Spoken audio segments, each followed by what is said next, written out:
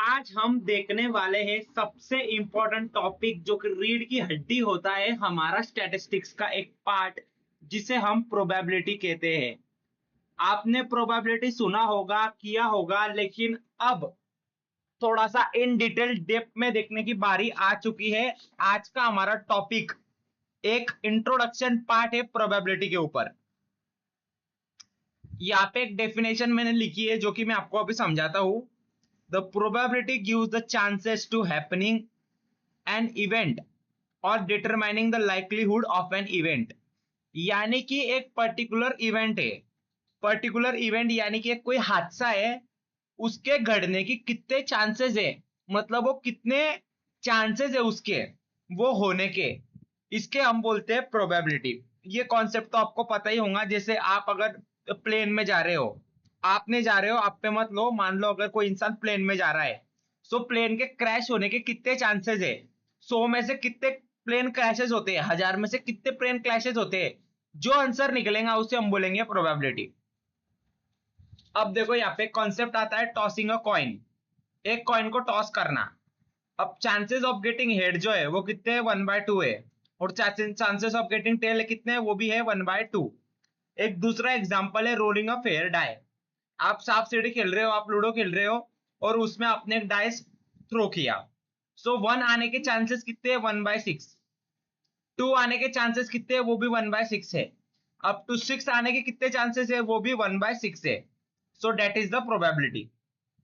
अब देखो यहाँ से ऐसे कॉन्सेप्ट शुरू होने वाले हैं जो कि हमें मशीन लर्निंग और डेटा साइंस की, डेटा इंजीनियरिंग में बहुत मदद करते हैं। सबसे पहला आता है एडिटिव रूल। एडिटिव में दो रूल आते हैं, दो उसमें टाइप्स आते हैं। पहला आता है हमारा म्यूचुअल एक्सक्लूसिव इवेंट, और दूसरा हमारा आता है नॉन म्यूचुअल एक्सक्लूसिव इवेंट। ये दोनों हम बहुत ही अच्छी से देखेंगे अब। तो सबसे पहले देखते हैं म्यूचुअल एक्सक्लूसिव इवेंट क्या होता है। Two events are said to be mutual exclusive if they cannot occur at same time। देखो मैं यहाँ पे फिर से इसको अंडरलाइन करता हूं ताकि ये बहुत ज्यादा इंपॉर्टेंट टॉपिक है। That's why if they cannot occurs at same time। अगर कोई इवेंट है, वो सेम टाइम पे दो इवेंट है, और अगर वो सेम टाइम पे नहीं हो रहे हैं, तो हम उसको बोलेंगे म्यूचुअल एक्सक्लूसिव इवेंट। अब देखो आपको मैं एग्जांपल से समझाता हूं। अब मान लो आप टॉस कौन कर रहे हो, जो टॉस है ना उसको ये कर रहे हो, फ्लिप कर रहे हो। तो हेड और टेल, हेड आना एक इवेंट है, एक पॉसिबिलिटी है, टेल आना भी एक पॉसिबिलिटी है। Not occurs at same time. ना हेड एक टाइम पे आ सकता है, और ना टेल। हेड और टेल एक समय पे नहीं आ सकते। एक तो हेड एक टाइम पे एक आएगा, या तो टेल आएगा। और अब देखो फेयर डाइस हम रोल कर रहे हैं, तो फेयर डाइस में क्या है, एक टाइम पे क्या आएगा, 1 आएगा। दूसरे चांसेस में क्या आएगा, मान लो 3 आ गया। तीसरे चांसेस में 6 आया। ठीक है ना, that is the mutual exclusive event. यानी कि एक ही समय पे नहीं आ रहा है वो। आपने ऐसा हो सकता है कि ऐसी पॉसिबिलिटी है क्या कि आपने मान लो डाइस लिया, उसको थ्रो कर दिया, तो एक ही टाइम पे 1 भी आ गया और 2 भी आ गया। That is not possible. और एक फॉर्मूला है छोटा सा जो आपको एज अ डेटा साइंटिस्ट पता होना चाहिए, थोड़ा सा आपको बेसिक नॉलेज होना चाहिए। अगर आपको कभी ऐसा निकालना पड़ गया, ऐसा अगर कैलकुलेट करना पड़ गया, सो म्यूचुअल एक्सक्लूसिव के लिए हमारी प्रोबेबिलिटी का ये फॉर्मूला होता है। Probability of A, event A, और probability of event B equal to probability of A plus probability of B. So probability of head or probability of tail, that is a probability of head plus probability of tail। 1/1/2 और value आ गई यहाँ पे 1। तो I hope आपको ये समझ में आया होगा। अब हम मूव करते हैं नॉन म्यूचुअल एक्सक्लूसिव इवेंट की ओर। Two events are said to be non mutual exclusive if they are occurs at same time। जैसे हमने म्यूचुअल एक्सक्लूसिव इवेंट देखा, वैसे नॉन म्यूचुअल एक्सक्लूसिव इवेंट होता है, लेकिन उसका वो अपोजिट होता है। यहाँ पे दो इवेंट नहीं के साथ में हो जाते हैं, साथ में अकर हो जाते हैं। अब ऐसी कौन सी घटना है जो साथ में होने की संभावना है, तो यहाँ पे मैंने उसका एग्जांपल देके रखा है। मान लो इवेंट वन जो है ना, हम लेते हैं गेटिंग अ किंग कार्ड। यानी कि आप पत्ते खेल रहे हो, ताश के पत्ते खेल रहे हो, जिसमें 52 कार्ड्स होते हैं टोटल। सो क्या हो सकता है कि आपको किंग कार्ड भी मिल जाए और उसी समय पे आपको डायमंड कार्ड भी मिल जाए। सो ये पूरी की पूरी प्रोबेबिलिटी है, इस चांसेस भी है और ऐसा पॉसिबल भी है। आई होप आपको समझ में आया होगा कि मैं क्या बोल रहा हूं। और ऐसा और सादा समझो, मान लो आप ऊनो खेल रहे हो। ऊनो में जो वो कार्ड होता है कौन सा, रिवर्स। सो मान लो आपको रिवर्स मिला और रिवर्स में आपको ग्रीन कलर का रिवर्स मिला, तो ये भी चांसेस है कि आपको ब्लू कलर का भी रिवर्स मिल सकता है। सो ये जो रिवर्स नाम का इवेंट था, ये जो दो इवेंट थे, पहला इवेंट कौन था आपको रिवर्स मिल जाए ब्लू कलर का। दूसरा जो इवेंट था कि आपको रिवर्स मिल जाए ग्रीन कलर का। ये दोनों इवेंट साथ में हो सकते हैं, तो इसे हम बोलेंगे नॉन म्यूचुअल एक्सक्लूसिव इवेंट। और उसके लिए भी एक बेसिक सा फॉर्मूला जो आपको ध्यान में रखना पड़ता है, प्रोबेबिलिटी ऑफ ए और प्रोबेबिलिटी ऑफ बी। उसके लिए आपको ये फॉर्मूला लगाना पड़ता है, probability of A plus probability of B. लेकिन यहाँ पे नॉन म्यूचुअल एक्सक्लूसिव इवेंट में फर्क ये होता है कि माइनस करना पड़ता है probability of A and probability of B. अब देखो ये वैल्यू जो है probability of A and probability of B, ये कैसे कैलकुलेट करनी है, ये आपको समझना बहुत ज्यादा जरूरी है। अब आपको बोल दिया जाए किंग्स कार्ड चाहिए, तो किंग्स कार्ड कितने हैं, 4/52। डायमंड्स कार्ड कितने होते हैं, 13/52। उनके निकलने की प्रोबेबिलिटी ये है।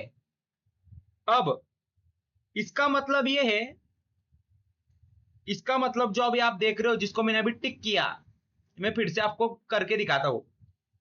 ये जो मैं अभी अंडरलाइन कर रहा हूं, इसका मतलब क्या, कि ऐसा कौन सा इवेंट है जिसमें जो पहला इवेंट है वो भी आ जाए और जो दूसरा इवेंट है वो भी आ जाए। इसका मतलब कि वो कार्ड किंग भी हो और डायमंड भी हो। एंड बोला है, एंड का मतलब क्या, दोनों। तो ए भी हो और बी भी हो, मतलब which card has king plus diamond. दोनों इवेंट का कॉम्बिनेशन ऐसा कौन सा कार्ड है, तो वो एक ही कार्ड है, किंग्स ऑफ डायमंड, और जिसकी निकलने की प्रोबेबिलिटी 1/52 है। सो वो आपको यहाँ पे पुट करना है। वैल्यूज मैंने पुट करी और आंसर मेरा आ गया 14/4/13। आई होप आपको समझ में आया होगा कि मैं क्या बोल रहा हूं। अगर आपको कोई डाउट आता है तो आप कमेंट सेक्शन में मुझे शेयर कर सकते हो और आपके डाउट पूछ सकते हो। अब एक लास्ट कॉन्सेप्ट की ओर आते हैं, that is a multiplication rule. Again multiplication के अंदर भी दो चीजें आती है। सबसे पहला आता है इंडिपेंडेंट इवेंट के अंदर आता है वो मल्टीप्लीकेशन रूल जो है वो दो चीजें कवर करता है। पहला है कि इंडिपेंडेंट इवेंट और दूसरा है कि डिपेंडेंट इवेंट। सो ठीक है, अब हम एक्सप्लोर करते हैं इंडिपेंडेंट इवेंट्स क्या होते हैं। देखो गाइस, ये नहीं क्या एकदम बच्चे के कॉन्सेप्ट है, ये जो है ना यहाँ पे समझना बहुत इजी है। आप डेफिनेशन पढ़ के भी समझ सकते हो, लेकिन मैं फिर भी आपको समझाने की पूरी पूरी कोशिश करता हूं। इंडिपेंडेंट इवेंट वो होते हैं if they cannot affect each other. फिर से, इंडिपेंडेंट इवेंट वो इवेंट होते हैं जिनकी प्रोबेबिलिटीज एक दूसरे को इफेक्ट नहीं करती है। मान लो आपके पास दो इवेंट्स है, इवेंट ए और इवेंट बी। सो ये इवेंट, दो इवेंट कब इंडिपेंडेंट इवेंट बोले जाएंगे, जब जो पहले की प्रोबेबिलिटी है वो दूसरे को असर नहीं करेंगी और जो दूसरे की प्रोबेबिलिटी है वो पहले को असर नहीं करेंगी। अब आप बोलेंगे कि मुझे उदाहरण दिखाओ, तो आपको मैं एकदम स्पष्ट उदाहरण दिखाता हूं। अब देखो, एक हम किस्सा लेते हैं, किस्सा मतलब अब एक इंसिडेंस लेते हैं कि हम टॉस को क्या कर रहे हैं, फ्लिप कर रहे हैं, टॉस को क्या कर रहे हैं, उछाल रहे हैं। अब टॉस में अगर हेड आता है तो वो टेल के चांसेस को कम नहीं करेगा, और टेल आता है तो वो हेड के चांसेस को कम नहीं करेगा। देखो, आपने टॉस किया, शुरुआत में तो दोनों की आने की प्रोबेबिलिटी 50-50 थी।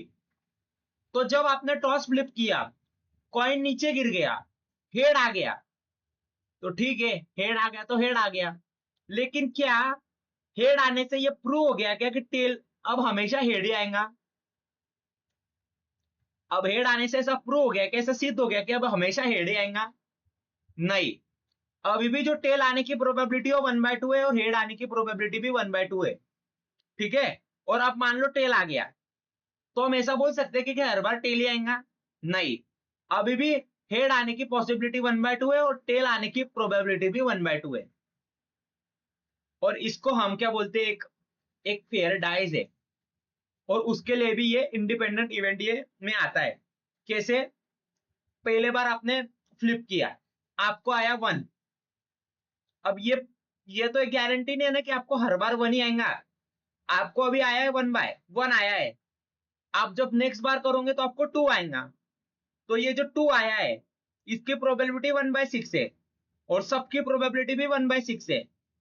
तो मैं आपको ये बताना चाहता हूं कि एक दूसरे का यहाँ पे जो इवेंट है वो एक दूसरे की प्रोबेबिलिटी को इफेक्ट नहीं करते हैं। एक फॉर्मूला होता है यहाँ पे जो हमने देखा था, मल्टीप्लीकेशन एडिटिव रूल। यहाँ पे और था और मल्टीप्लीकेशन रूल में यहाँ पे क्या है, एंड है, बस और कुछ भी नहीं है। और उसका फॉर्मूला ये होता है कि जो दोनों इवेंट है उसको हमको मल्टीप्लाई करना पड़ता है। ओके, और बस आपको बिल्कुल उल्टा आपको डिपेंडेंट इवेंट में कर देना है। ऐसे दो इवेंट जिसकी पहले की प्रोबेबिलिटी दूसरे की प्रोबेबिलिटी को बहुत इफेक्ट करती है और दूसरे की प्रोबेबिलिटी पहले की प्रोबेबिलिटी को हिट करती है, इफेक्ट करती है, असर डालती है, वो आते हैं डिपेंडेंट इवेंट के अंदर। अब इसका रियल लाइफ एग्जांपल आपको दिखाता हूं। मान लो आप अभी मेरे सामने बैठे हो, इमेजिन करते जाओ, इमेजिन करेंगे तो बहुत अच्छा समझ में आएगा। अब मान लो आप क्या कर रहे हो, मेरे साथ पत्ते खेल रहे हो। अब आपको मैंने बोल दिया कि भैया ये 52 कार्ड मैं आपको देता हूं, कितने, 52 कार्ड, इसमें से किंग निकाल लो। तो आप क्या बोलेंगे, किंग निकालने की प्रोबेबिलिटी कितनी होंगी एकदम शुरुआत में, वो होंगी ये। आप मेरे सामने बैठे हो, मैंने आपको 52 कार्ड्स दिए या फिर वो कार्ड मैंने मेरे हाथ में रखे और आपको बोला कि ए भैया इसमें से कोई भी एक कार्ड निकालो। अब किंग का कार्ड आ जाए, इसकी प्रोबेबिलिटी है इतनी। आपने कोई भी कार्ड एक चूज किया। अब ये बात की बात है कि जो कार्ड निकला वो किंग का था या किंग का नहीं था, ये बात की बात है, नेक्स्ट की बात है। अब आपने 52 में से एक कार्ड निकाल ली। अब कितने कार्ड बचे, 52 में से आपने एक कार्ड निकाल लिया तो 51 कार्ड बचे। वो किंग का कार्ड अभी आपके पास ही है। अब मैंने फिर से आपको बोला ए भैया ये मेरे पास कार्ड है 51, इसमें से क्वीन का कार्ड निकाल। तो अब देखो प्रोबेबिलिटी इफेक्ट कर गई, पहले डिवाइड बाय 52 था, अब डिवाइड बाय 51 आ गया। देख रहे हो, इसको बोलते हैं हम डिपेंडेंट इवेंट। अब मैंने आपको फिर से बोला ए भैया अब आपने और एक कार्ड निकाल लिया। अब फिर से ये बात की बात है कि वो जो कार्ड था वो क्वीन का था कि नहीं था, आपके पास रखा, आपके पास दो कार्ड है। अब मैं आपको बोल रहा हूं ए भैया ये 50 कार्ड में से कोई भी एक कार्ड निकाल। अब उसके किंग की आने की संभावना कितनी है, 4/50 है, क्योंकि आपने और एक कार्ड निकाल लिया अब उसमें से। तो ठीक है, that is the dependent event. उसका ये फॉर्मूला होता है कि probability of A multiply by probability of B given A. यानी कि कुछ इस प्रकार से किंग की आने की प्रोबेबिलिटी इतनी थी और जो क्वीन की आने की प्रोबेबिलिटी थी वो इतनी निकली।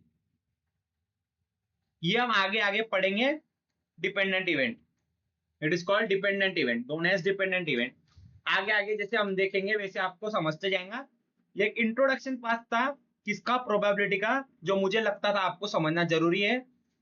दिल खोल के बोलता हूँ, वीडियो में कोई भी डाउट हो, कोई भी डिफिकल्टी हो, आप मेरे साथ शेयर करो आपकी डिफिकल्टी।